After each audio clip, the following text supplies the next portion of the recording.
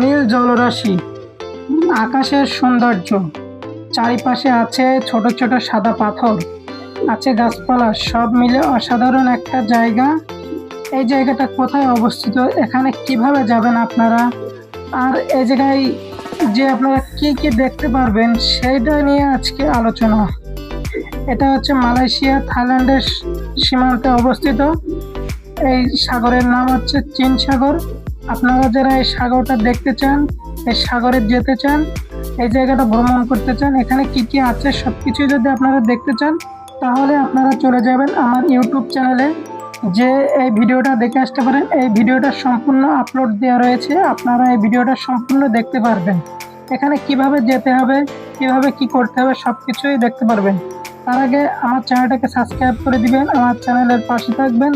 পরবর্তী video upload হওয়ার সাথে সাথেই যেন আপনাদের কাছে চলে যায়, কমেন্টে যেন